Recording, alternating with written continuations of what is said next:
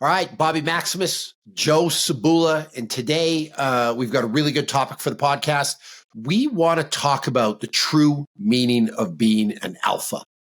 Every time I log into the internet, every time I go on my social media, there's somebody calling themselves an alpha. And it's usually a dude with a beard, a dude smoking a cigar. He's in front of a Bugatti or an Aston Martin. Actually, Aston Martin's not nearly cool enough. It's got to be like a Ferrari or a Lambo or a Porsche or a Bugatti. And it's someone telling you how to live your life. And frankly, it's usually a message that's failed. And listen, this term, Joe, is going to trigger a lot of people, but like toxic masculinity. Yeah. Now, yeah. I want to say this before we go on, though, before the trigger people come after me. I don't think that being masculine is toxic. That's not what I'm saying. But usually the alpha message is something about you being a lion, you being a wolf. There's a world of sheep. Nobody else's opinion counts. Don't tread on me. If you get in my way, I'm going to run you over with my 4-wheel drive 30-inch rim truck. Like there's always, I'm going to punch you in the face. If you don't agree with me, show up at my place and I'll fight you. Like it's usually some just overly aggressive bullying type of message. Yes. Agreed. And I'll just point out right off the top of this that I think the harder these folks try to be alpha, the weaker they look. Yes. It's like if I look at what it means to be masculine, it's about strength. Yep. And for the people who have strength, you recognize what it takes to get strength, like real strength, and how that applies to managing things other than just moving external loads, right? Like punching someone in the face is not necessarily a sign of strength. Sometimes strength is restraint. And they sometimes forget strength that. is walking away. Sometimes strength is doing the right thing. Sometimes strength is showing just a certain base level of kindness to somebody, right? Yes. It's not this, I'm going to tear people's face off. I'm going to be the wolf. I'm going to punch you. Everything is just, it's like guns and Bibles and freedom. Like that doesn't necessarily mean you're an alpha to me. And listen, there are people who have some great messages, but they also like to speak in a way that's shock value for the internet, right? Yes. Because you've got to put up the hook and you've got to yell. Like when I look at a guy like Andrew Tate, for example, if you were to look at his presentation, a lot of it is really off-putting and a lot of it is meant to be clickbait. If you were to take all that away and you were to distill it down to the root of his message isn't that bad. Like when you look at the root message, it's you should be in shape. You should take care of yourself. Stop throwing yourself or throwing your time away on useless things like video games or porn or like whatever he's against that day. Learn something, practice a new skill. Like when you look at the root message, it's actually not that bad, but that's too boring to sell somebody. Yes. You've got to tell them, like, you've got to use inflammatory words. You've got to call people names. You've got to say shock value type things to get people to click on your whatever. You know what I mean? Well, that's it. But that's exactly it. Because we're conditioned to just like scroll. And the most you'll look at anything is 2 seconds? Yes. And if you can't get someone's attention in 2 seconds, they're not going to listen to anything you have to say. Yeah, it's the same thing you see with politics, right? Like you can't call somebody a liberal. You have to call them a libtard. Because a liberal, just saying like, hey, I think their point of view is a little too liberal for my political views. That doesn't sell tickets to the dance. That's not going to get any clicks. If you call somebody a libtard, now you're getting clicks. Now you're getting people on board. And it's the same thing for the people going after people on the right. You're a right-wing fanatic. You're a gun nut. You've got to call people names so that people will click on whatever you want them to click on. But to me, that doesn't help anybody. Like, so what I want to talk about today is like, what's the true meaning of being an alpha?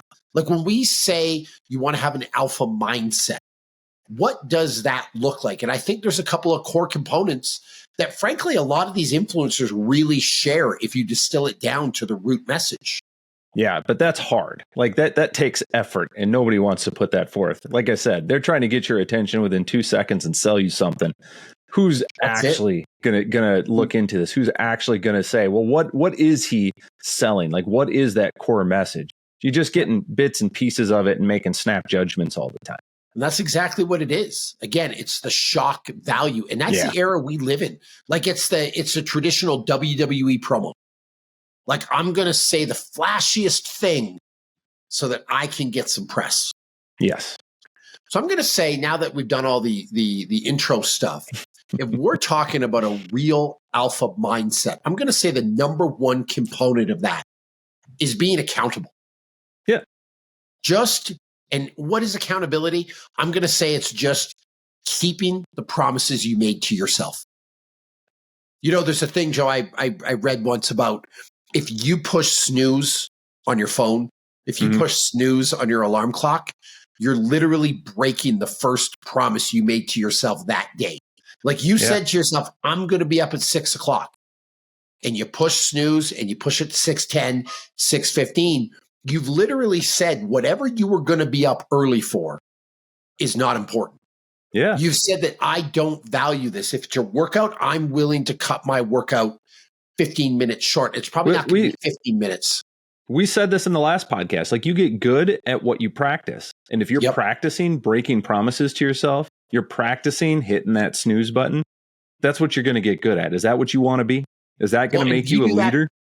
If you do that out of the gate, then how many other promises are you going to break to yourself that day?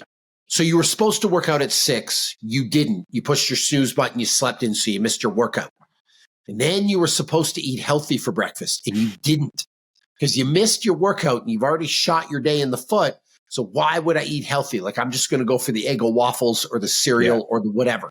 And then you were supposed to go for a walk at lunch, but you didn't work out. You didn't eat healthy. So why would I walk? And you kind of put yourself in a really negative feedback loop where now you've just done nothing all day, and it all stems from that first promise. So my whole thing is just hold yourself accountable. If you say you're going to work out tomorrow, just show up and work out. It doesn't even need to be good. Just get it done. Because at some point, and you and I have talked about this, forget aesthetics, forget how you feel, forget how much you can deadlift, how much you can bench press, like forget all the traditional fitness metrics, if you will. You've been physically active now every single day for what, 20 years, 25 years? Yeah. Something like that. And so now that you're in that habit, I'll bet you it's harder to miss tomorrow than just show up. Again, you get good at what you repeatedly do, right? Yeah, it's just part of your day. Mm-hmm. It's just part of your day. And so that's the first thing. Just be accountable. And one of the things that can help you be accountable, it's something that we call setting the conditions and having focus. Yeah. So one of the things I have people do, and this is an incredible tool, this can be a distraction. There's no doubt about that. This can be unhealthy. This can take a lot of your time. At the same token, you've got a calendar at your hands 24/7, 365. One of the things that I recommend people do is at the start of the week, even before the week starts, I'm going to say Sunday night, lay out your schedule Monday through the next Sunday. Book appointments with yourself. Yep. Monday, you're going to exercise at 4 p.m.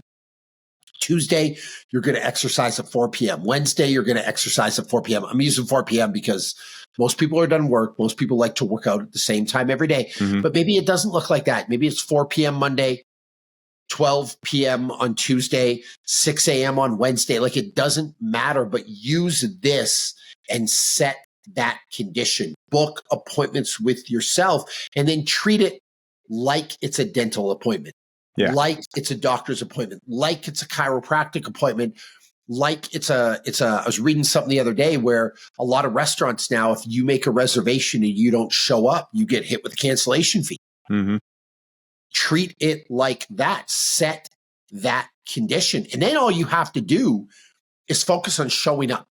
Whether you want to be there or not, you've put it in your calendar, you've made time for it, just actually show up. Yeah, and that does a couple of really practical things. And what you just touched on there is fuck your feelings. It doesn't matter whether you want to. It's on the calendar. It's been decided and it's there and it exists. You wrote it down. And so whether you feel like it or not, you're already committed to doing it. And then secondly, if it's not on the calendar, very easy to just accidentally schedule a meeting at that time that you were going to work out, right? It's very easy to say, well, I'll just move my workout back 20 minutes so I can fit that other meeting in. When it is on your calendar, you have to go in and you have to make adjustments and you have to really think about what you're doing. So it gives you that other opportunity. You said setting these conditions. These are conditions for success. These are conditions where success is easier to attain than failure because there's more steps involved in failing, right? And so I think it's a very, very wise way to go about it. But you have to put that on your calendar. You have to make it an actual event that you would then have to cancel in order to schedule something else. Well, and that brings me to number 2. So we talked about accountability, right? Mm-hmm. But then number 2, and why are we so big on the workout?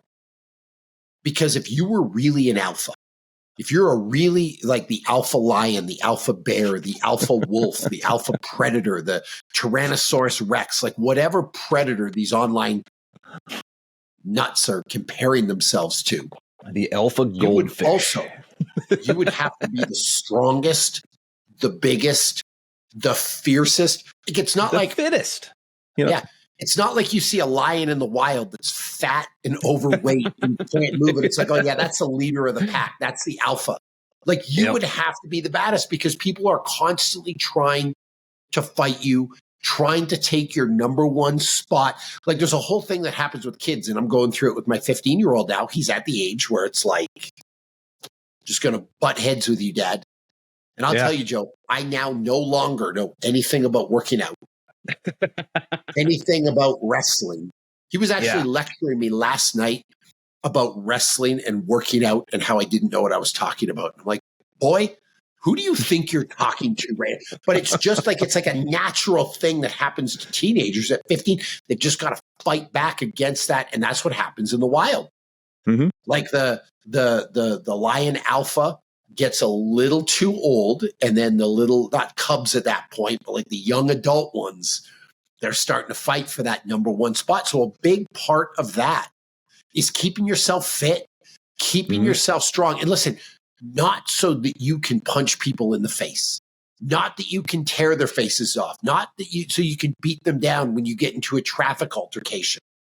It's literally just about A, leading by example, and then B, putting yourself in the best position to win. Because we know that if you're more fit, your immune system is better, you're more resilient to stress, you're happier, your testosterone and human growth hormone are higher, which are like, essentially those are the fountain of youth these days. Your marriage will be better. You'll be happier. Like, and I probably said happy, a bunch of times because happiness is a really important thing to people, but there's a real correlation between your health and your happiness. Yeah. So to me, a big part of being an alpha or just being a better person all around is looking after yourself. And there's this thing where if you can't look after yourself, like if you can't handle the simple task, Joe, of keeping a gut off your body, how are you going to look after kids? How are you going to look after your spouse? How are you going to look after your job? How are you going to look after other people? Well, when we break this whole thing down, it's really just about leadership, right? Because what's the point of being an alpha? The point is that you're the top, right? You're the number one and people are following you. So when we say like you want to be an alpha, it means you need to be a leader. And what kind of leader are you going to be if you're already breaking promises to yourself? You've already let yourself go. You have no self-control. Who is going to follow that person? Who is going to follow somebody who clearly does not have it figured out? Like when I look at a human being and I can see that they're a train wreck, this is not somebody that I want in charge of things that I'm involved in. Yeah. But also you can't handle the most simple task. Yeah. And really the most simple demonstration. It's actually, it's funny. I try not to be judgmental, but I turn out that I'm super judgmental. And when I see an overweight person, the prejudice starts. The judgment starts. Now, do I act on that? Not necessarily, but the judgment starts, Joe. I look at fit people as more competent. I would automatically assume, like if I put two pictures in front of you, and here's what people hate to hear, and it's not meant to hurt your feelings, but it's just reality.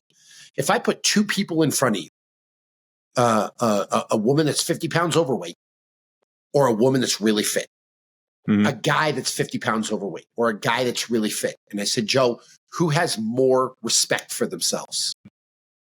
I'll bet you 99 out of 100 people would pick the fit person. Yeah. In fact, probably there was a situation. I don't know if this is still the case, and I want to say it was like in Germany, like their chancellor of health or whatever was a very large, like overweight woman, and that was a constant thing of just like, why would we take advice from somebody, particularly in the health and wellness realm, that clearly struggles with it?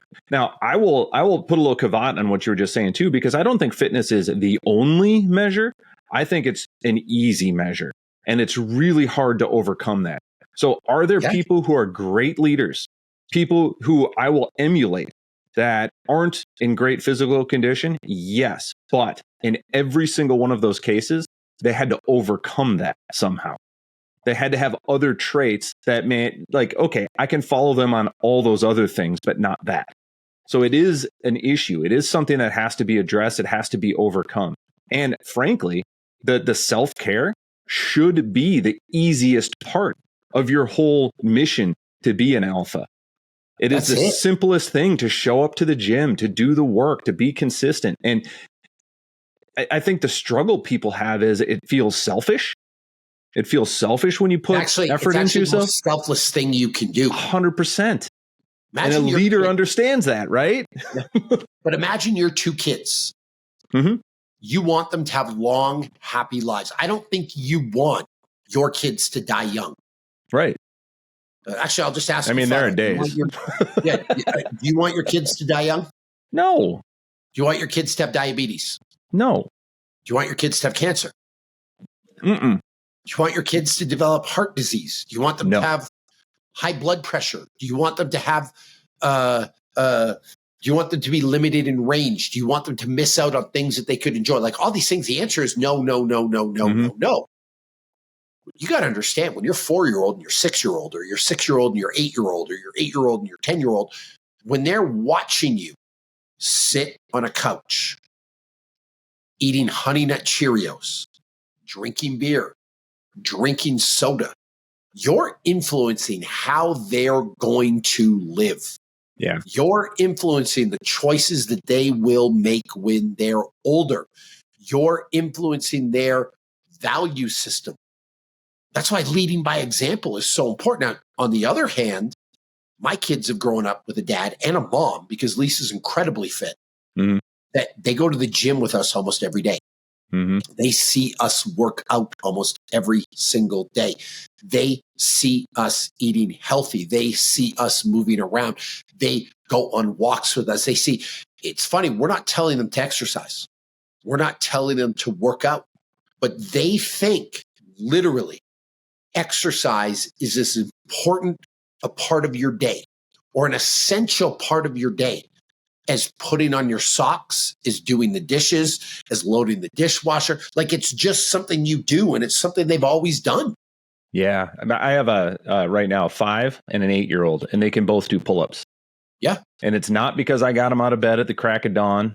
I didn't put a gun to their head and say, you're going to train. There's just a pull-up bar available in the place where they like to sit and play their video games.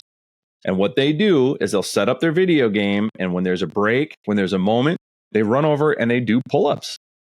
They just like doing it. I caught my son the other day. He was playing, I don't know, some game of his, and he would set the controller down and do bear crawls around the room. And then check his progress on the game. And it was like, why? Like, I even asked him, like, why are you doing this? And he's just like, I don't want to just sit here. Yeah. But like, what a great example for the kids. Yeah. And maybe he doesn't grow up to be a world-class athlete. Maybe he's not an Olympian. Maybe he's not getting paid by the NFL or the NBA or Major League Baseball. That doesn't matter. But he's going to be healthier and happier because of it. Yeah. Because no one is really their best self when their body's run down. Right. You would be, it's 100%. You may be happy if you're overweight, but you would be happier if you were fit.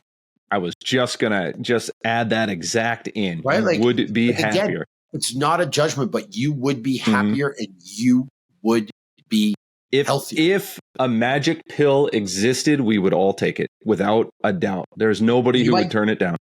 You'll tell people you don't want it. You'll tell people that's not for you. It's not that that's not for you. The work isn't for you. You don't want to put the work or the effort into it. But isn't that part of being an alpha? Like when someone says you're an alpha, I assume that you're a leader. Yeah. So I assume that you want the best. I assume that you want to set a good example. I assume that you want to do the things that would help people around you live a better life. And that you would also strive for excellence in every area of your life. So why not start with the most simple thing, which is being fit? Because here's the beauty of being fit. Being fit's not for the rich. It's not for the elite. Like every single person can get that, Joe. It's not out of reach for anybody. Right. Exactly. In fact, I would say that it's actually inverse. The extremely wealthy probably have a lot harder time because they're just constantly surrounded with comfort, because every problem they have, they solve the same way. Just pony up a little bit of cash and that problem goes away. And that's it. Doesn't We're just work going to take care of it this way. But it's funny. Someone asked me the other day, like, I can't afford a gym membership. What do I do? I said, what you need to do is you need to go watch the series One Punch Man. Yeah. Like, what does that have to do with anything? Like, it's an anime show. It's a cartoon. And all you're going to do for 2 years straight, you're going to wake up, you're going to run 10K, you're going to do 100 push-ups, 100 squats, 100 sit-ups. And you're going to get so powerful. You're going to get so strong that you can defeat any opponent in the universe with one punch. Yep. If only you could stick to the plan. And it's funny because it sounds absurd, and there's a whole subtext in that cartoon that no one believes that that's the program he actually did, because there's no way that would make a human that strong. Joe, I want you to think about your life right now. If you woke up and you ran a 10K as hard as you could, and then you just tried to go a little bit faster every day. Maybe you don't even run. Maybe you start by walking. And then you did 100 push-ups, 100 sit-ups, 100 squats, like in 100 days. 200 days, like what would you look like? How fit would you be? Now, sure, you might have some imbalances, and you'll always have the person on the internet that pops up. They're like, yeah, well, what about pulling strength? Like you haven't done any pull-ups or lat pull-downs. But that person that's telling you you're going to have imbalances is a person that can't do one pull-up. Well, they're one of the people who's like, that program can't work, even though you're standing there as One Punch Man. That's exactly it. So like, it's not exclusive. Every single person can do this, Joe.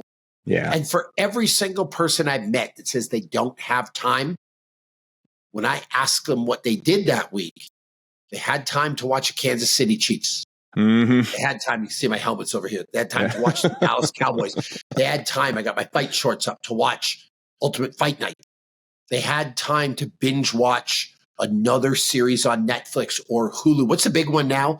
Love is Blind. Oh, yes. So you've watched every episode of Love is Blind, which is great, but you don't have time to exercise or work out. I'm just not buying it. Well, and again, most of this program that you're talking about, right? Go run the 10K. It's good to get outside. There's your time consuming. You can do the push-ups, sit-ups, and squats while you're watching TV. Yeah. You know, like you can multitask, you can be smart, you can be creative with your schedule. Like you can find a way, and you've got to recognize that you need to find a way. You need to find your way. How does this fit into your life? And if you want to be a better person, which is really what being alpha is all about. I want to be someone that other people look up to. I want to be someone that people turn to for help, especially when the chips are down. Yep. And in order to do that, I have got to prioritize my self-development. And in order to do that, we got to start with the physical. Yeah. So just to recap, you got to be accountable, right? You got to keep the promises you make to yourself. You want to be fit. You want to look after yourself. You want to demonstrate that you have some form of self-respect and you want to live your life to the absolute fullest. And I'll make this clear again. Working out for us, fitness for us is, okay, well, actually, let me back up a second. Yes, I want to look good. Yes, I like the abs. Yes, I like the pecs. Yes, I like the shoulders. Yes, I like when the other dads are like, man, you're jacked. You look like a superhero. Like, I'm not going to say I don't like that. I'm not going to sit here and try to lie to you. That's not the most important reason for working out. The most important reason for working out for exercise is, again, so you don't get diabetes, so you don't get cancer, so you don't get heart disease, so you can make it up your own stairs when you're 55 years old. I have a buddy at the gym named Tyler. He's one of my jiu-jitsu guys, Joe, and he works as an occupational therapist. Mm-hmm. He goes to all kinds of people's homes, and he's seen 45-year-olds that can't get in the bathtub by themselves. Yeah. And not because they had some major injury, because they're so out of shape. Yeah. He sees people that they haven't seen the upstairs in their house in 10 years. He actually told me about somebody's house he went to today that he was looking in their cupboards because they asked him to get something. And the only food they have in their house were cookies and beer. Oh my God. You imagine going to somebody's house and looking in their pantry, and it's literally just warm bottles of beer and packages of cookies. And they were sleeping on mattresses in their living room. Mm-hmm. That's how I think it would shock people to know how many people live like that. Like when I heard a great quote that fits this situation. If you see it happening to someone else, it 100% could happen to you. Yeah. And so you hear this and you're like, oh, that will never be me. Well, it could be. You'd be surprised how easy you could slip into it. So here's what happens, careful judging, but make an effort not to. Yeah. So here's what happens. You're 40 years old. You're overweight. You're 300 pounds. You have a hard time getting up the stairs right now, but you can navigate it. You're doing okay. So you don't think there's not a clock, and you don't really believe that you're going to die when you're 45. You don't really believe that you're going to die when you're 50. So you just keep putting it off, and you keep putting it off, and you keep putting it off. And then you slip and fall. Or you go skiing and you blow your knee. Yeah. Or you're in a car accident and you hurt your back. And now you really go downhill. Yep. Because not even young, a fit person can rebound from that. A fit person can get around on crutches. A fit person can pull themselves up the stairs, can do whatever. But now you can't. Yeah. Now and then that also becomes a crutch. Now, in my situation is different because I fell down, I broke my leg, so I can't work out anymore. I got hurt. And you keep pushing. It's the same as hitting that snooze button. Once you've sort of broken that promise, once you've agreed that this ain't for you, you just let it go. And now you're 350. Now you're 375. Now you're 400. And it's just easier and easier to just say it ain't in the cards for me. So why even try? And conversely, easier and easier to say it's not in the cards for you, but harder and harder to actually do something because the mountain you climb keeps getting higher. Yeah. That ocean you got to swim across, it keeps getting longer. Like it doesn't get easier. As you get older, you get fatter, you get more out of shape, Joe. It doesn't get easier. I'll tell you that. I actually have a lot of admiration and respect for the courage it takes at 45 to wake up after being sedentary for 25 years and make a transformation. Yeah. Like that takes an incredible amount of work and courage. Yeah. It's easy. Like I'll put it out there. When you've done what I do for 30 years, it's easy to stay fit. It's easy to keep showing up. It's easy I can't imagine trying to do a back workout right now, not being able to do one single pull-up. Yeah. Can you imagine the frustration, the difficulty? Yes, I can. Because I hurt remember, this was like last fall, I hurt my bicep. Yep. And I couldn't do pull-ups for like 2 months. And it was super frustrating. Yeah. But then to get back into it. Yeah. I can tell you exactly. Yeah. Yes. It is frustrating. It is annoying. But this is also kind of that notion that when you have a certain level of fitness, you also have a buffer. Because you'll start to notice, like, I'm sure you've experienced this, where you're in the gym and your workout just isn't going well. Yep. Your effort just isn't there. And then you start realizing that you're sick. And it's like, it kind of gave you a little heads up. So you start hydrating, you start prioritizing rest a little bit more, sleeping better. You do a little something to take care of yourself. And then the cold ends up not being as severe. Yep. Versus if you're completely out of shape, you would have had no indication. And then that thing could floor you. And then you're laid up for days, you're missing work. And again, it's harder to bounce back. But what you said there, that goes back to that case, set the conditions and focus. Yeah. Like if you're fit, you've set the table. Yep. If you're fit, it's easier to do all of these things. So the third thing, Joe, that I'm going to say that's important to be an alpha, and probably the last point we'll talk about today, because it's really not that difficult. Just be accountable. Keep yourself up. And by the way, it extends, before we go on, to not just fitness. Yeah. It extends to what you eat, how you dress, how you look after yourself, how you value the people in your life. Like just do the right thing. Well, and again, just to reiterate, you're a leader and people are watching your behavior, not your words. They're watching your behavior. And if you're feeding yourself well, if you're taking good care of yourself, they will be inclined to also put you up on that kind of a pedestal. They'll not offer you crap options for food. They're not going to bother you about whether or not you're getting your workout in because they understand the importance of it. Yeah. And that's through behavior. Yep. And then finally, and this is my favorite, and it actually encompasses everything, Joe. Just make your talk consistent with your actions, or your actions consistent with your talk. Yeah. Like you can't lecture me about the environment when you're taking rides in your private jet. Yeah. You lose that opportunity because you're yelling at me for my carbon footprint. But what was your carbon footprint from your multiple private jet rides? Like, I'm not going to hear it. When I hear that, and listen, I want to say this so people don't jump all over me. I'm Canadian. I live in the United States. I'm a green card holder, and I absolutely love living here. But I have no attachment to the Democratic Party. Like I didn't grow up where my parents were Republican and now I'm Republican. I'm not necessarily, I didn't grow up in a Republican state. Like I'm a person that would literally just vote for who I think is the best candidate. Right. Yeah. So then I've got this AOC person who's telling me that I need to be more humble and I shouldn't spend so much money and I should give money to the poor and everybody should get a chance. And then she's going to the Met Gala. Last time I checked, it was like $50,000 a ticket or whatever it is, wearing a designer dress. And like instantly, like now she may be the smartest person in the world. She might have a great message, Joe, but now instantly I'm just like, I'm gone. Yeah. You know what I mean? Yep. It's kind of like taking business advice from the person that's went bankrupt 19 times. Yep.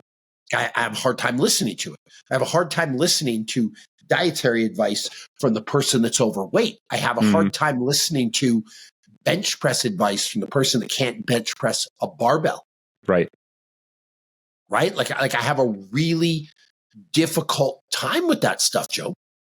Like it's not easy for me.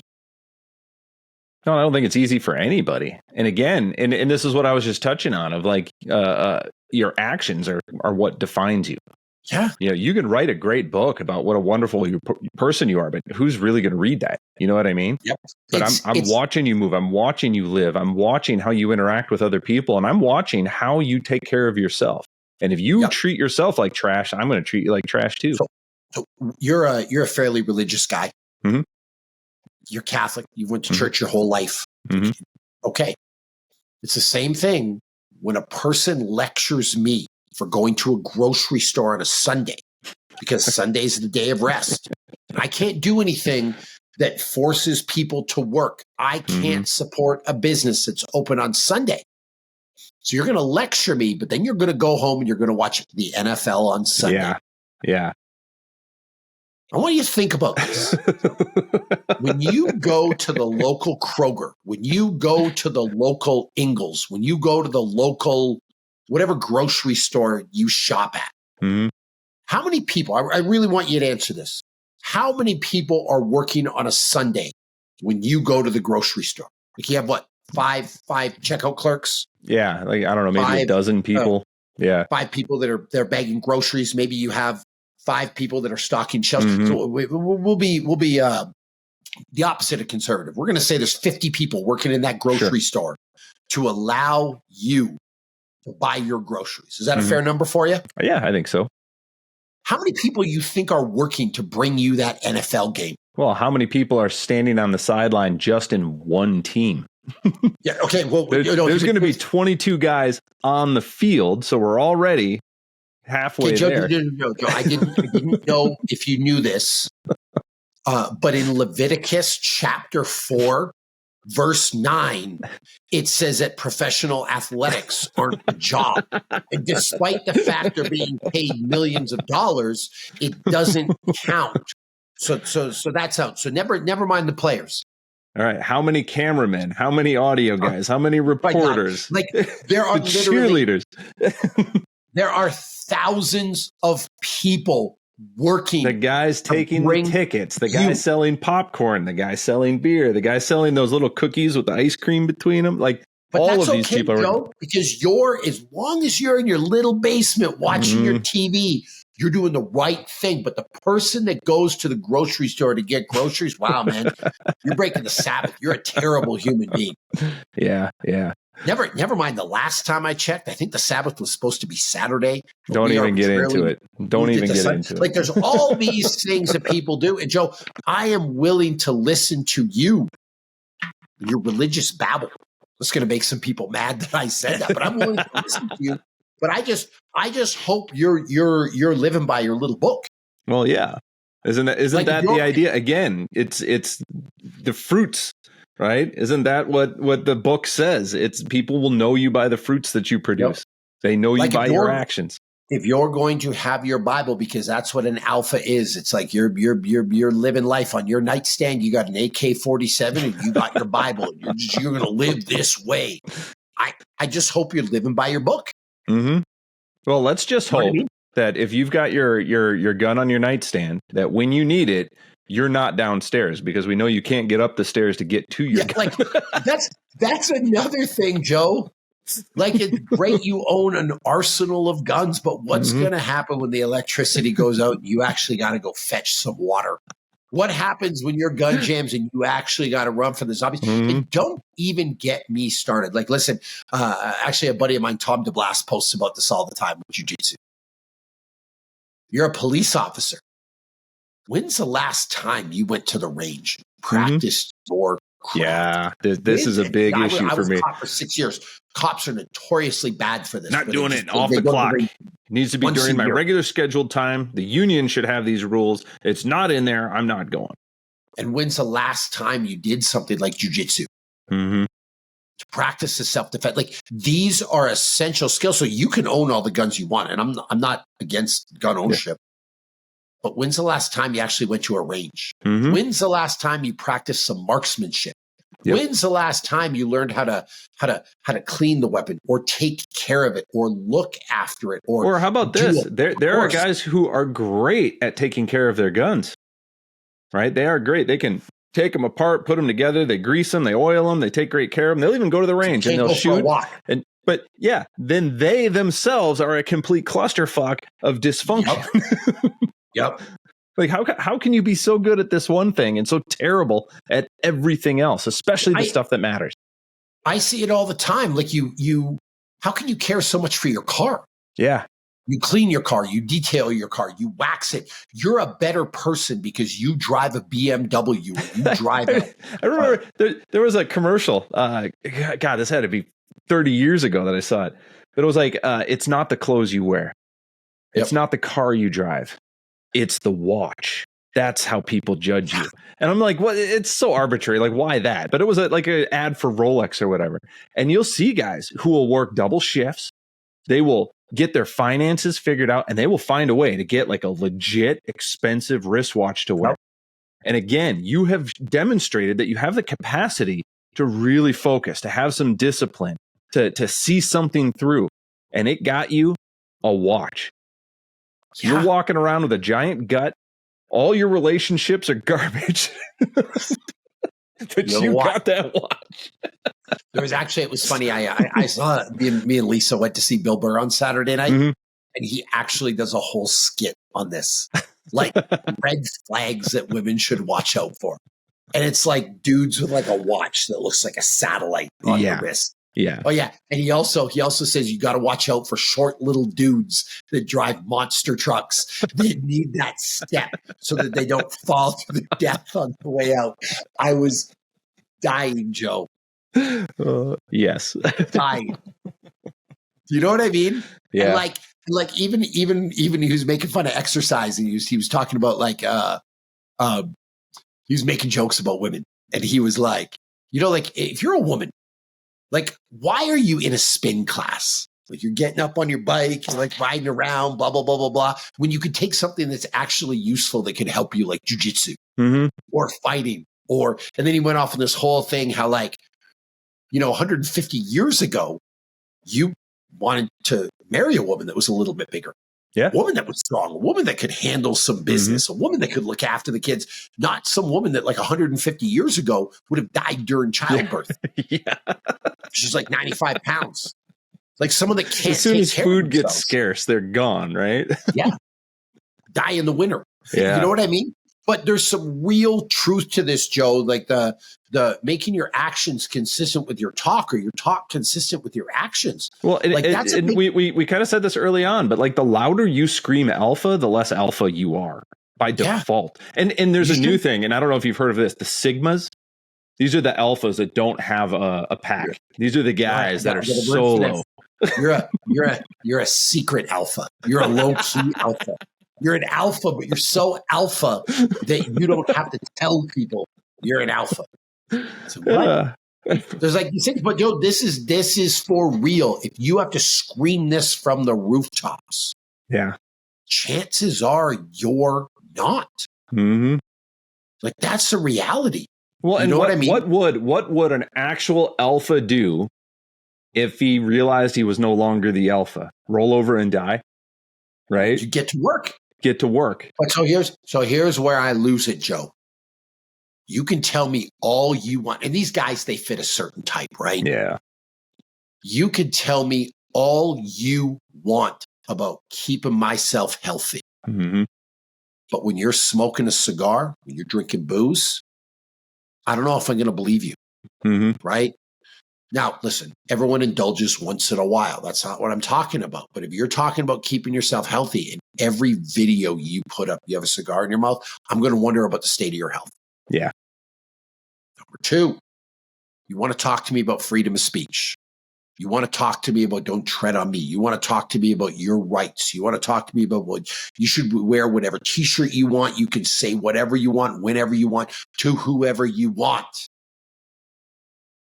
But then you shut your comments off on Instagram so people can't talk back to you. Or how about just say something that's worth hearing instead of the same garbage over and over. You've lost the plot. It's kind of like when Jordan Peterson. I don't know if you remember this. He said that, and his wording was really bad. He said that no one wants to see a fat girl on the cover of Sports Illustrated. People jumped him on Twitter. Now, here's a person that champions you should be allowed your own opinion. Yeah. And he is disgusted. He's mortified. He's horrified that the Canadian government is censoring him, because how dare somebody censor freedom of speech? Then he hops on Twitter and he complains that Twitter's not a safe space and that people are mean on Twitter. So he turns off all his comments and he cancels his Twitter account. He's never going to use Twitter again. And then 3 days later, lo and behold, he's back on Twitter. So here's my problem. He may have a great message at the root of it. He may have some great, I'm willing to admit that. He's got some great things to say. There are some clips from Jordan Peterson that I love where I'm like, wow, he's like a really put together dude. But then there's this flashing red light over here. And it's like, dude canceled his Twitter, but then he was back on Twitter. And then he loves freedom of speech, but he hates freedom of speech. And so now everything that guy says to me is kind of like out the window. Yeah. It's very similar with Andrew Tate. Andrew Tate's got some great things. Andrew Tate's got some great messages. I like that he kickboxes. I like that he's active. I like that but when he's lecturing me about how I should treat women or how engaging with a certain type of woman is haram. But then I'm like, didn't you used to run porn sites or like human trafficking and like Hungary or whatever, Romania? 100 numbers. Like I'm having a hard time listening to you. Yeah. You can yell at me about waking up and hustle and grinding and getting, and then I find out you don't actually wake up early in the morning. I have a problem with it. Like, you've just got to be, again, if you want to lead, just make your actions consistent with your words. And it's why I have a problem with so many politicians, Joe. Yeah. Yeah. Well, politicians are easy to pick on. There is a really important phrase you got to keep in mind, especially when it gets to politics, and that is that shit floats. Yep. These people are supposed to be the cream of the crop, the best our country has to offer, right? That's who we're supposed to be sending to Washington. Those are the people who are supposed to be making the decisions. And I look at who our elected representatives are, and I really wonder if we've lost. And I'm very curious about this. Can't we just find like a 45-year-old man or woman who runs a business, doesn't have a criminal record? Isn't it a shame that the two things are you can balance a budget and you haven't committed a felony? No, I'm being serious. You don't have a criminal record. How far we have fallen. You run a good business. You don't have any sexual harassment or rape complaints against you.